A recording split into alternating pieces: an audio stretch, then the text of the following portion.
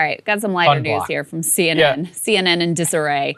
Let's put this first piece up on the screen. So, of course, we've been tracking Andrew Cuomo, Chris Cuomo gets fired, Jeff Zucker gets taken out as part of that because apparently he was having a long-time affair, which apparently everybody knew about and was totally consensual. But the woman he was having an affair with was a former Andrew Cuomo aide, and it sure looks like Chris Cuomo's kind of getting his revenge here by basically threatening to expose the whole thing, and that there was a lot more going on with regards to Zucker and his brother Andrew than ultimately meets the eye, because of course, you know, Zucker's line is, oh, Chris was totally doing this on his own. I had nothing to do with it. And so we have to fire him. We, you know, killed the bad apple.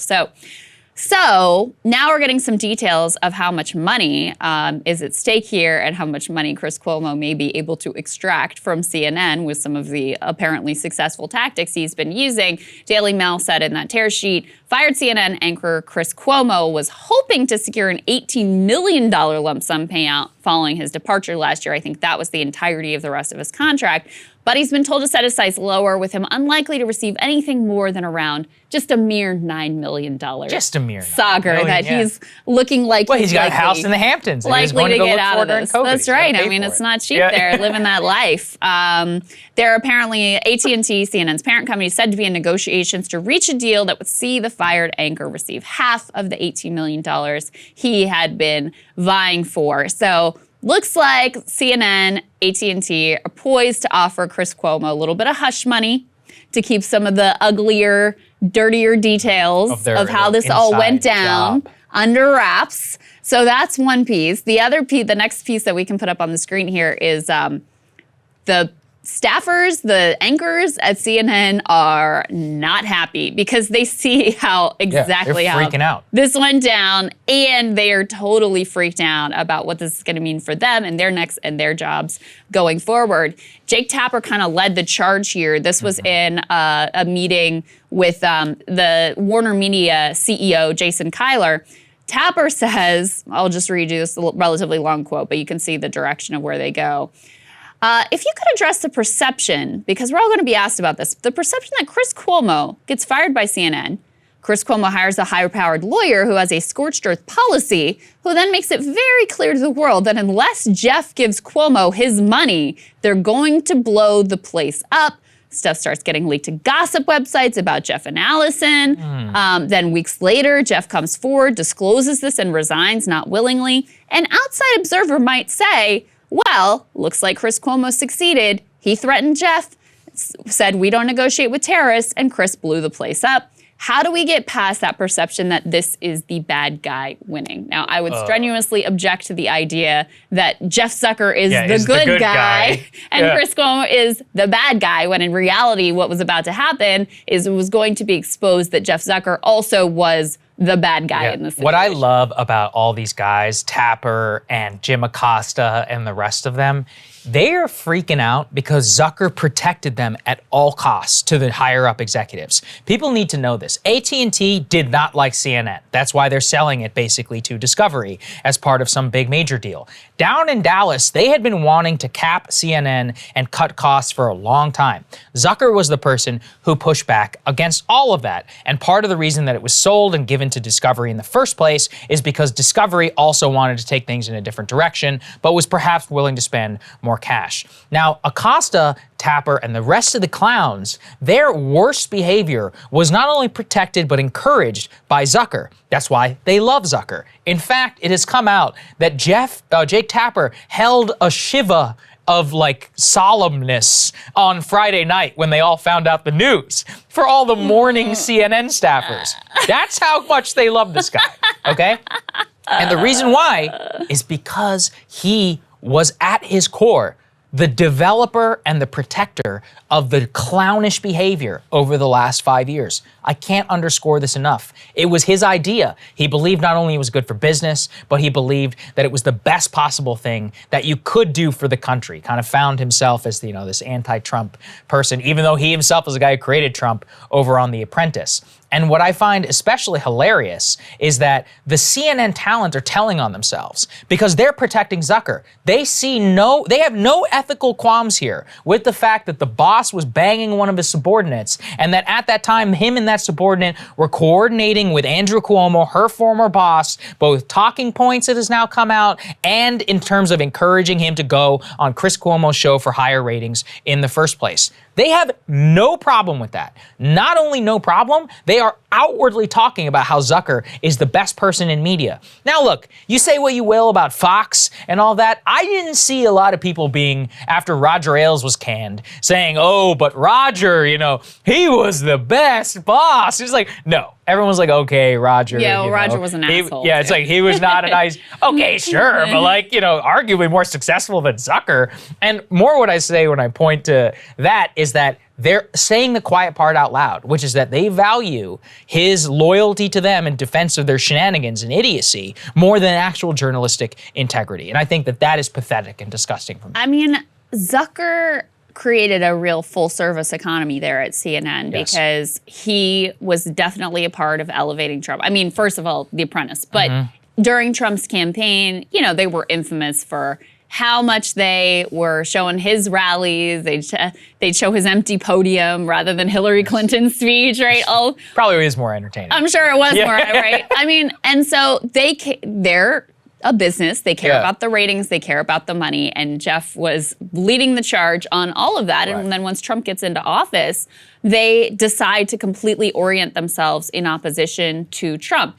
And people like Jim Acosta become big stars as, He's got his own show now. Nobody watches it. But. And so it's great for Trump because he's got this great villain that he can point to and he can, fake news and all that stuff. It's great for them. They get book contracts. They get great ratings. They get to, be the opposition in the Trump show. So none of this was about let's do what's right for the country. It was great for their business. And now that business model is dead, at least for the moment, they've also been really, really, really struggling.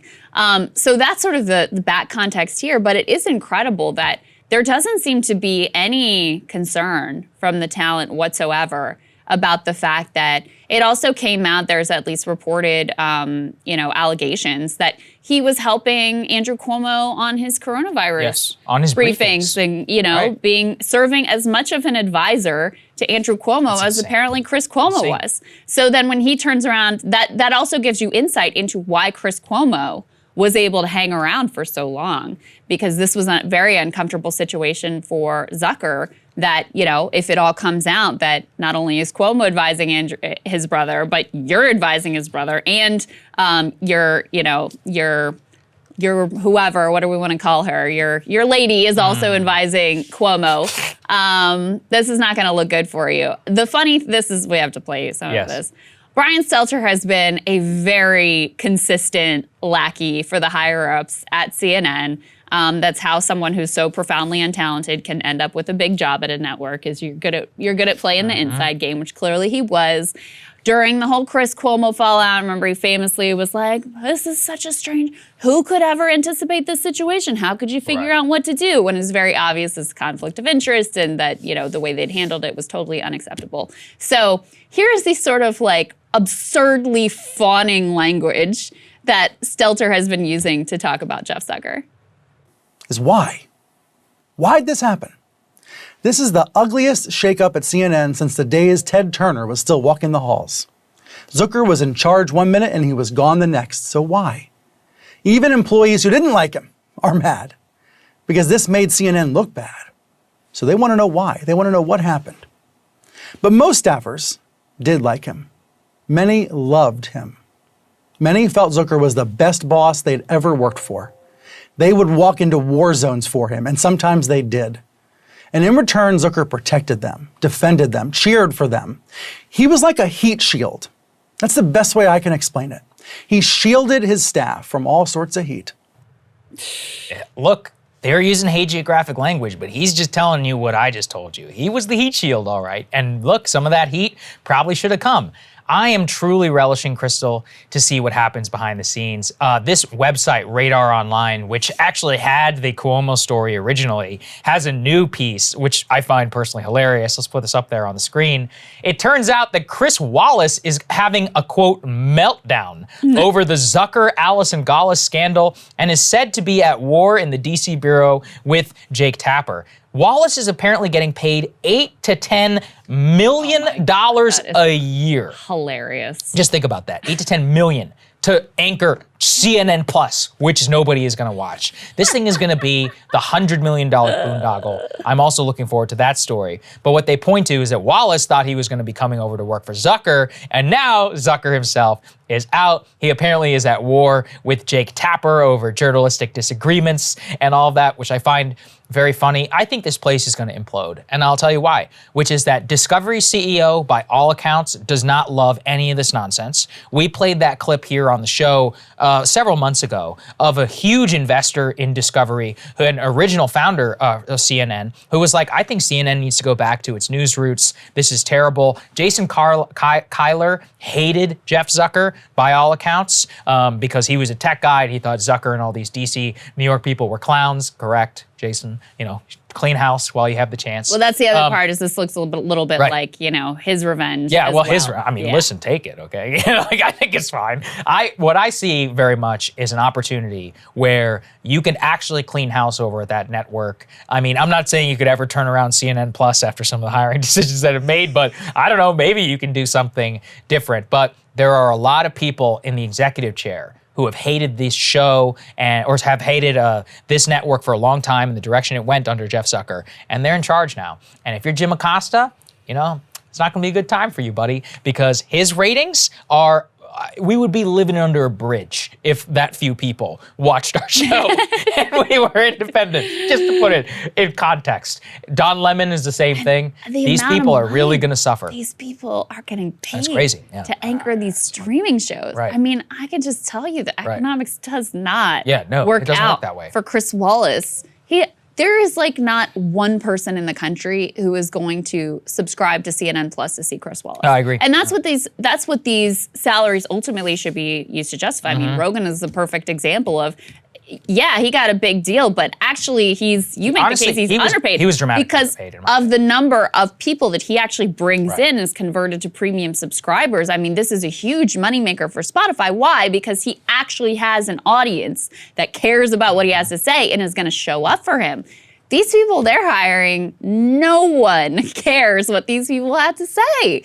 And so it's ridiculous. I will say the one thing that I don't think there's any saving CNN Plus. That's a done deal. But the one thing that will rescue CNN is Trump. And it reminds me, it reminds me very much of at MSNBC, during the Obama years, when I was at the end of when I was there, ratings are way down. They did the same thing. We've gone too far left. It's too progressive. Imagine saying that now. It's hilarious. But anyway, that was the thinking. It's like, we got to get back to the same thing. We got to get back to our roots as NBC News. We're going to plug Brian Williams in. He's going to do breaking news. We're going to use these people like Kate Snow and all these NBC News journos are going to be given shows. We're going to get the opinion out of here. And then Trump shows up. And of course, saves the whole thing. The shows that are doing the best are the ones that are willing to be the most insane and deranged when it comes to Trump and especially the Russia conspiracies. And so, MSNBC looking at the bottom line makes a total and complete shift. It's going to be the same thing with CNN. They're going to try to pivot back to we're the straight news journos. The minute Trump comes back on the scene, it's going to shift around right again because that's the only thing that has worked for them over these past number of years. Otherwise, they were dead in the water. Yeah, so I might as well gouge my eyes out live on Pretty much. Hey guys, thanks so much for watching. That's right. Just as a reminder, you can become a premium subscriber today. Watch the full show completely uncut, our reactions to each other's monologues. You get to listen to it. You get to ask us questions, all that good stuff. Link is right there in the description or at breakingpoints.com. Best of all, great way to say screw you to the mainstream media.